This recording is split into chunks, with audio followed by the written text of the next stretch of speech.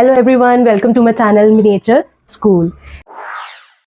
आज हम कंटिन्यू करने वाले हैं कंप्यूटर सिस्टम के कंपोनेंट्स हम लोग पढ़ रहे थे और input output devices and memory, ये दो कंपोनेंट्स हम लोग इस वीडियो में क्लियर कर लेंगे। ठीक है, तो स्टार्ट करते हैं। Input and output devices.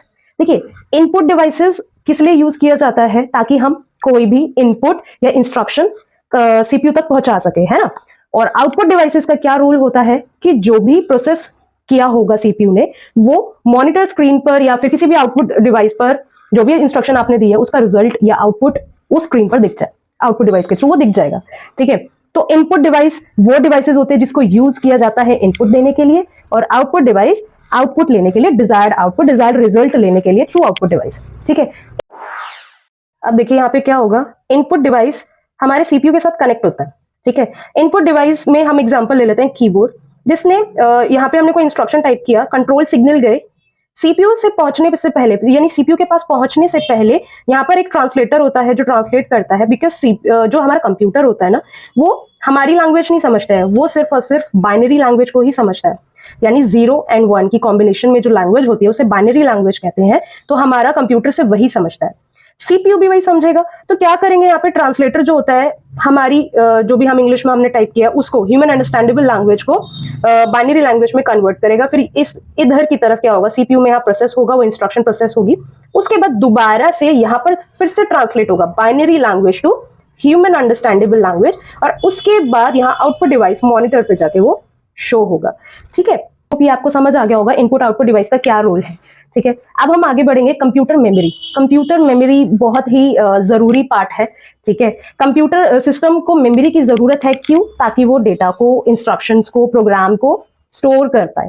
ठीक है, कंप्यूटर मेमोरी यहाँ पर 2 टाइप्स की आप पढ़ेंगे, primary memory and secondary memory. ठीक है, प्राइमरी मेमोरी को आप कह सकते हैं कि वो वॉलेटाइल होता है। वॉलेटाइल इन नेचर का मतलब होता है कि जो भी डेटा आप उसमें स्टोर करेंगे वो बहुत जल्दी वैनिश हो जाएगा। ठीक है, और हम स्टोर नहीं कर पाते। जो सीपीयू होता है ना, वो यूज करता है प्राइमरी मेमोरी को ताकि फटाफट जो भी प्रोसेसिंग होता है वो जल्दी हो पाए। ठीक है, सेकेंडरी मेमोरी का मतलब है स्टोरेज, जहां पर परमानेंट डेटा स्टोर होता है। जैसा मैंने बताया, प्राइमरी मेमोरी के अंदर परमानेंट डेटा स्टोर नहीं होता है, इसलिए वो वॉलेटाइल होता है नेचर।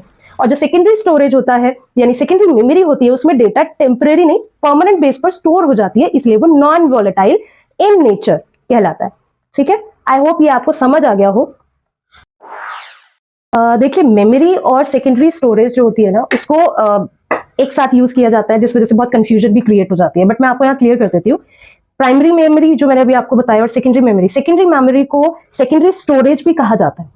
ठीक है, तो secondary memory storage permanent storage के लिए यूज किया जाता है।